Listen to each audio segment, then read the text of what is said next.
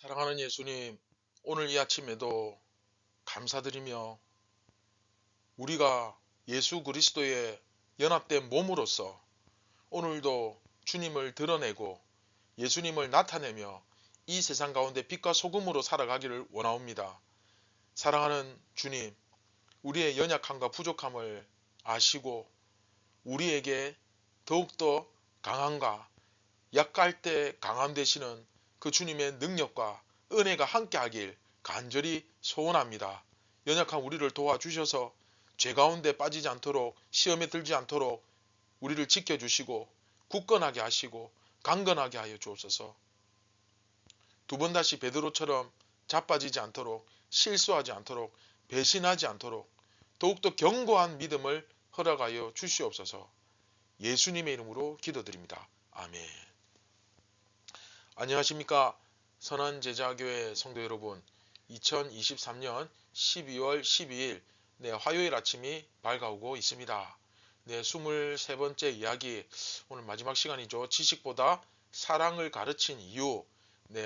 오늘 세 번째 시간입니다. 예수 그리스도를 따르는 삶이라는 제목으로 고린도전서 8장 12절 13절 마지막 두 절 말씀 같이 읽고 묵상을 시작하도록 하겠습니다. 이같이 너희가 형제에게 죄를 지어 그 약한 양심을 상하게 하는 것이 곧 그리스도에게 죄를 짓는 것이니라. 그러므로 만일 음식이 내 형제를 실족하게 한다면 나는 영원히 고기를 먹지 아니하여 내 형제를 실족하지 않게 하리라. 아멘.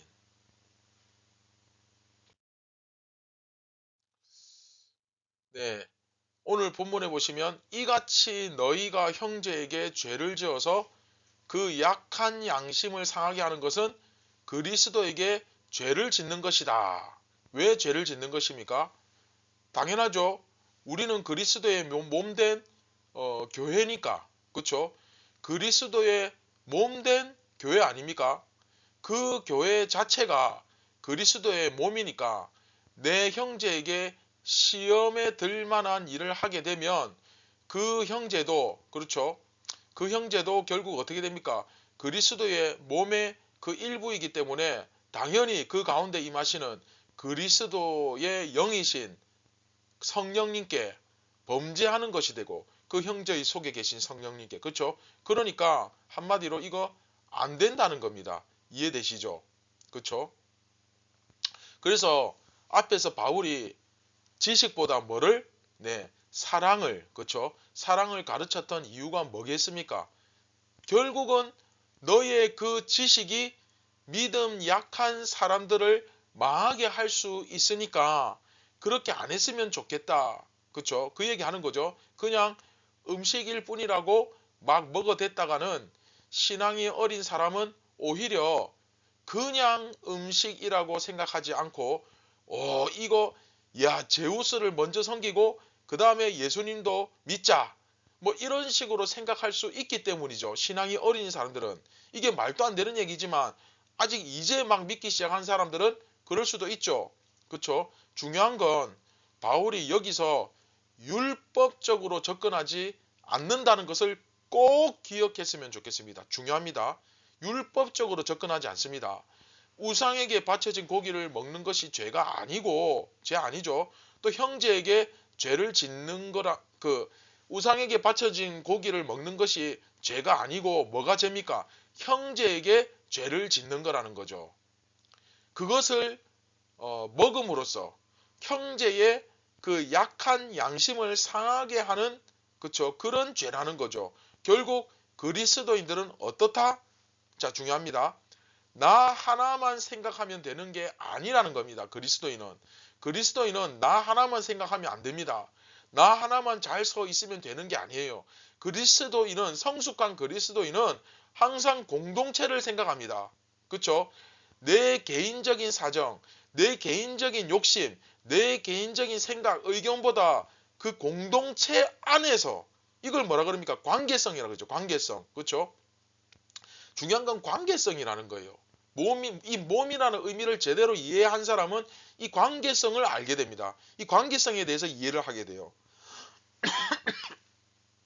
내가 바로 서면 다른 형제들도 바로 서게 되고, 내가 무너지면 함께 무너진다는 의식이 필요한 거예요. 특히 담임 목사는 이 공동체성 안에서, 관계성 안에서, 이 관계성 안에서 볼 때 담임 목사가 범죄하면 교회 전체가 범죄하는 것과 같은 급의 그런 죄를 짓게 되는 거죠. 교회의 리더로서, 교회를 이끌어가는 지도자로서. 그렇죠. 그리고 그 지식, 그렇죠.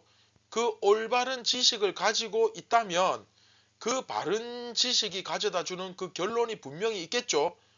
이 지식으로 인해서 예를 들어서 어떤 지식을 배웠다. 이 지식에 의하면 예를 들어서 우리 오늘 말씀처럼 어떤 음식을 제사 음식이든 뭐든 먹어도 그건 죄가 안 된다. 이 지식이잖아요. 그러면 그것이 가져다 주는 결론이 있죠. 결론은 뭡니까? 아무거나 먹어도 된다. 그렇지만 그 결론대로만 따르면 되는 것이 아니라는 거예요. 지식이 가져다 주는 결론이 있지만 무조건 그 결론대로 그대로 따르는 것이 아니고, 바른 지식이, 그렇죠? 바른 지식이 나쁘다는 게 아닙니다. 지난 시간에도 계속 강조했습니다만은 그 제사 음식, 그렇죠? 내 먹어도 됩니다. 그것이 나에게 무슨 어떤 영적으로 막 어떤 신비한 어떤 영향력을 주는 것 전혀 없습니다. 그냥 음식이에요. 뭐 선짓국 안에 들어있는 피, 뭐 순대 그 안에 들어있는 거 먹어도 상관없습니다. 우리는 율법으로부터 벗어났기 때문에 그런 것으로 우리가 이제 흔들리지 않습니다. 양고기, 뭐 돼지고기, 닭고기, 소고기 다 먹어도 됩니다. 뭐 아무거나 먹어도 돼요. 그러나 그것 때문에 중요한 건 이제 이게 더 중요해졌죠. 그것 때문에 형제가 넘어지는 경우가 있다면 그것들을 차라리 안 먹는 것이 낫지 않겠느냐 하는 것입니다. 그렇죠? 이해됩니까? 특히 믿음이 약한 사람들이 나 때문에 나의 어떤 경솔한 행동이나 어떤 내 자유라고 해서 그런 나 하나의 개인적인 행동 때문에 넘어질 수 있다면 그것은 안 하는 게 맞는 거죠. 이해됩니까? 제사 때 드려진 음식이나 뭐 술, 담배 문제도 다 마찬가지입니다. 따지고 보면 신앙 자체와는 큰 연관성이 없습니다. 제가 오늘 시간 강의에서 다 말씀드리지 못하지만 중요한 건 이게 신앙 문제라기보다는 기본적으로 이것이 다른 사람을 넘어뜨리게 만드는 도구가 되죠. 여러분, 술, 담배 안 하면 신앙 좋은 사람이고 하면 신앙 안 좋은 사람이고 이런 틀로 봐서는 안 됩니다. 이거하고 상관없어요. 그럼 왜 우리가 술, 담배를 안 합니까? 그러니까 이거 하면 신앙 안 좋은 사람, 이거 안 하면 신앙 좋은 사람, 이게 율법적으로 접근하는 거죠. 근데 여러분 한번 생각해요. 지금도 아파트나 공공 장소에서 담배를 피면 그 연기가 아이들이나 임산부나 주위 사람들에게 얼마나 해를 끼칩니까? 아파트도 툭하면 밑에서 담배 피면 그 위층에 연기 올라와 가지고 그 다른 사람들에게 피해를 주잖아요. 그런 이제 이미지가 있잖아요. 그런 걸 왜 하냐는 거예요. 그렇죠? 그런 것을 볼 때는 그렇다면 우리 그리스도인은 나는 이제 그런 것을 아예 하지 않겠다고 딱 잘라서 확실하게 말을 할 수 있어야 하지 않겠습니까? 그렇죠? 만약에 그렇지 않고 괜찮다. 예수 믿는다고 해서 술 못 마실 이유 없어. 네가 아직 성경을 제대로 몰라서 그래. 누가 지금 몰라서 안 마십니까? 예수 믿는다고 해서 담배 못 피울 이유가 없어. 이런 식으로 행동하게 되면 결국 여러분 잘 들으십시오. 이것은 나의 방탕함을 합리화시키는 것이 될 뿐입니다. 믿음이 없는 사람이 더 방탕하게 생활을 할 수 있도록 합리화시켜 주는 데까지 이룰 수 있죠. 예수 믿고 어제까지만 해도 술고래가 되어가지고 하루에도 소주를 막 5병, 6병, 10병 막 이렇게 마시고 술에 찌들어 사는 사람이 예수 믿고 드디어 술을 끊고 이제 새로운 삶을 살려고 작정했는데 교회에 와서 보니까 집사고 장로고 전부 다 술 마시고 있는 거예요. 그리고 같이 구역 모임에서 술을 마신다고 한번 예를 들어 봅시다. 그러면 이 사람은 어떻게 살아갑니까 앞으로? 그렇죠? 그런 것을 그런 것들이 여러분들의 그 지식이 자칫 잘못하면 믿음이 없는 신앙인들의 방탕함을 더 부추기는 그런 악한 죄악의 도구로 사용될 수 있다는 것을 왜 생각을 못합니까? 그렇죠? 선교지에서도 마찬가지죠. 예를 들어 뭐 방글라데시 이런 곳은 무슬림 국가이기 때문에 돼지고기 절대로 안 먹죠. 그런데 원래 또 인도의 또 영향도 그 일부였기 때문에 힌두교의 영향도 있거든요. 그러다 보니까 고기를 그 닭하고 염소, 양만 먹지 우리가 좋아하는 삼겹살, 목살, 그쵸? 돼지고기, 소고기, 그쵸? 꽃등심 뭐 이런 거 못 먹습니다. 그런데 우리나라 선교사 입장에서 나는 소고기, 돼지고기 너무 좋아해. 그 삼겹살을 왜 안 먹어? 그쵸? 얼마나 좋아합니까? 근데 반면에 양고기, 염소고기는 우리나라 선교사 입장에서는 입맛에 그렇게 익숙하진 않거든요. 특히 그 냄새, 비린내 때문에 별로 안 좋아하죠.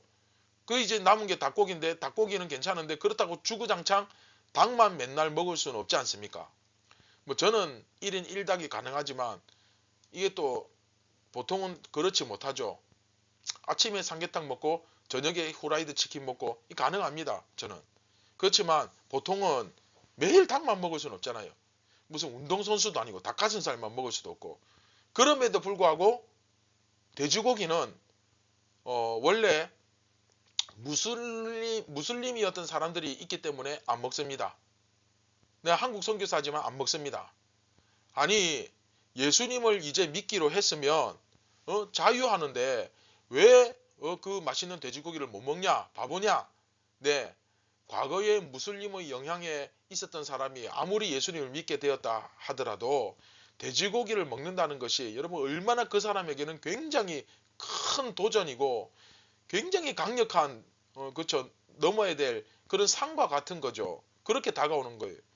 입장 바꿔서 우리나라 그쵸 정서에는 아예 먹지 못하는 전혀 고려하지 않는 그런 음식인데 선교사가 좋아한다고 우리한테 막 억지로 강요하고 먹으라고 권하면 그래서 못 먹으면 막 신앙이 없다 그러고 그러면 여러분 그게 그렇게 입장 바꿔 생각하면 이해가 되죠. 그렇게 하면 안 되잖아요. 그렇죠? 그러니까 우리 한국 선교사도 이슬람권이나 힌두교나 이런 데 가서 못 먹는 거예요. 그 사람들에게 적응하는데 시간이 필요합니다. 그 사람들에게. 또 힌두교였던 사람들은 예수님을 믿게 되었어도 소고기 못 먹는 것이 그렇죠. 소고기를 먹는 것이 계속 이게 꺼림칙하니까 그렇죠. 이 상황에서 우리가 물론 소고기, 돼지고기 먹어도 되지만 이 형제들이 그 마음속에 상처를 받을 수 있겠죠. 어떤 상처를 받습니까? 돼지고기 못 먹는 자기 자신의 모습을 보면서 나는 아직도 신앙의 수준이 낮아서 정말 자유롭지 못하고 있는가? 나는 아직까지도 내 마음속에 이 무슬림의 영향 아래에서 벗어나지 못하고 있는 건가? 이런 심각한 고민을 자책감을 느끼게 되는 거죠. 그런데 평생을 먹어오던 것을 끊거나 평생 안 먹어오던 것을 먹는 것이 여러분 그게 쉽습니까? 그렇죠? 여러분은 평생 살아온 그 습관도 하나 제대로 못 바꾸면서 그렇게 법이 그렇다고 해서 그 법을 앞세워서 내가 이런 지식을 배웠다고 그 지식을 앞세워서 그렇게 쉽게 말할 수 있는 문제가 아니라는 거죠. 이해되시죠?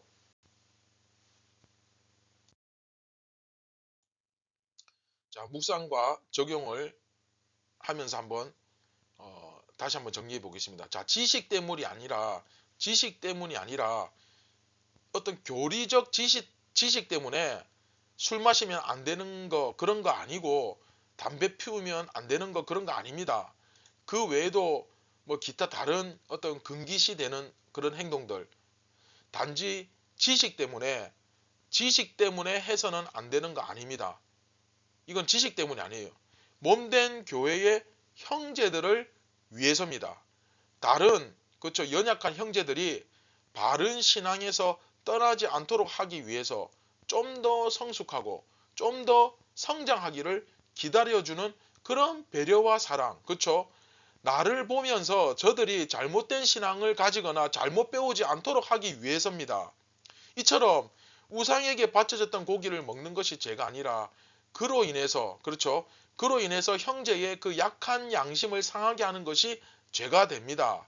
따라서 그리스도인의 삶은 자기 혼자만 잘 살면 되는 그런 문제가 아니라 아주 이기적인 거죠. 이제 예수를 믿으면 자기 혼자만 생각하는 것이 아니라 이 관계성, 그 공동체 안에서의 관계성이 반드시 전제가 됩니다. 그리고 이것을 고려해야 진정한 성숙한 그리스도인이죠. 또한 지식을 가지고 그 지식이 가져다주는 결론을 무조건 따르는 것이 아니라 지체들을 사랑하기 위해서 적절한 태도가 무엇이냐를 늘 고민하고 염두에 두어야 합니다. 그렇죠? 기본적으로 우리는 다 자유롭습니다. 자유롭게 다 할 수 있습니다. 그러나 예수님은 우리를 구원하시기 위해서 예수님께서 하신 우린 예수님처럼 사는 사람이잖아요. 예수님께서 하신 그 행동을 한번 이를 생각해 보세요. 그분은 모든 자유를 포기하시고 십자가를 지시지 않았습니까? 그렇다면 저 사람들이 제대로 된 지식을 갖추고 있지 못하니까 그렇지, 저희들이 멍청해서 그렇지, 수준이 낮으니까 그런 거야. 그러니까 나는 내 마음대로 할 테야, 자유롭게 할 테야가 아닌 거죠. 예수님은 정말 모든 것을 다 내려놓고 십자가를 지시지 않았습니까? 우리가 다른 사람을 배려하고 양보한들 예수님만큼 할 수 있습니까? 못하죠. 그렇죠? 그들이 올바른 지식을 아직 가지고 있지 못하기 때문에 내가 손해를 보고 내가 나 자신을 절제하는 겁니다. 아버지여, 저들의 죄를 사하여 주옵소서. 저들이 자기들이 하는 일이 무엇인지 알지 못하나이다 하셨던 그 예수님의 말씀을 우리는 기억해야 됩니다. 예수님도 자기를 향해 돌을 던지고 욕을 하고 뺨을 때리는 자들을 향하여 저들의 무지함과 연약함을 아시고 저들의 죄를 저들에게 돌리지 마옵소서 하셨죠. 그래서 바울은 그 지식을 가지고 있다 하더라도 연약한 자들, 혹시라도 실족할 만한, 넘어질 만한 자들이 있다면 내가 그것을 과감히 포기한다. 그렇죠? 마지막 13절.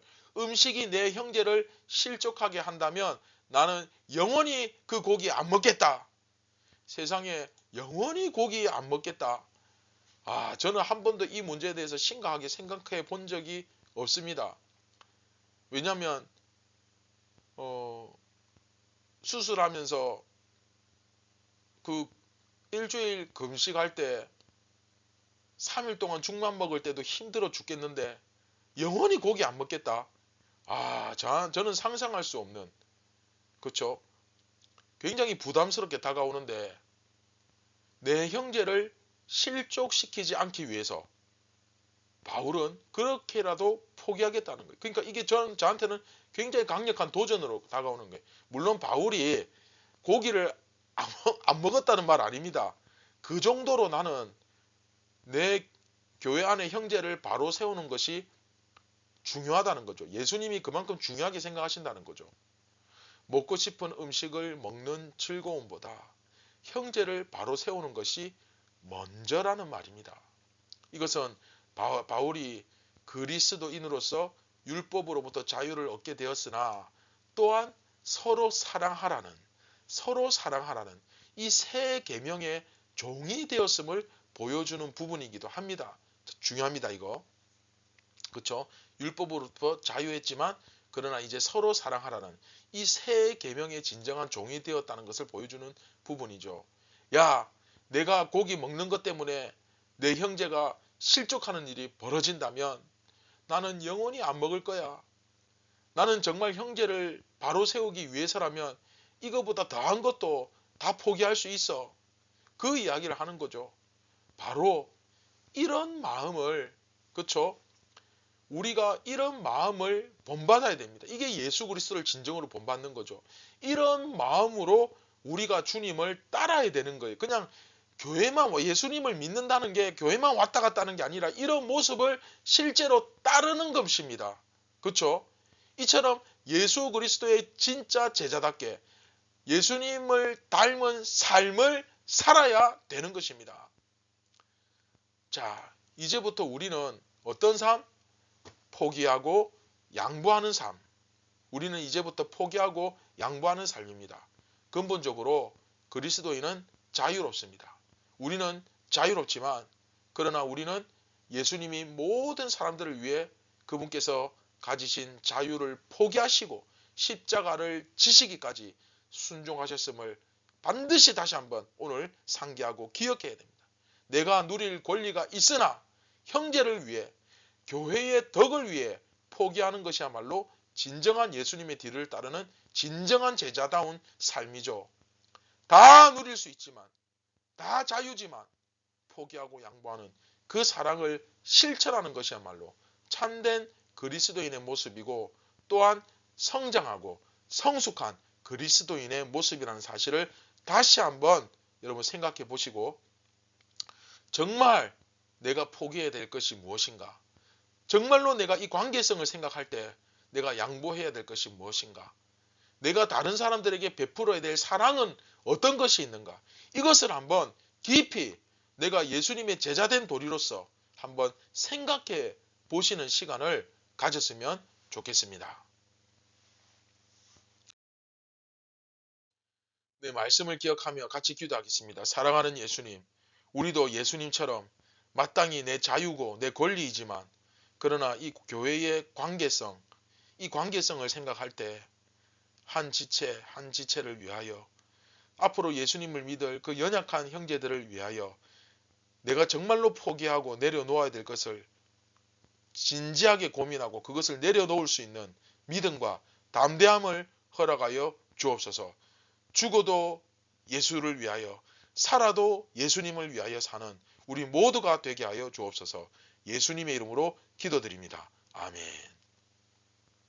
선한 제자교회 성도 여러분, 정말로 우리가 죽어도 주의 영광을 위해 살아도 주의 영광을 위해 살아감으로써 정말로 그 산 끝에는 놀라운 상급과 면류관이 생명의 면류관이 기다리고 있다는 사실을 정말로 믿으며 오늘도 믿음의 발걸음을 한 걸음씩 뗄 수 있기를 주님의 이름으로 축원드립니다. 감사합니다.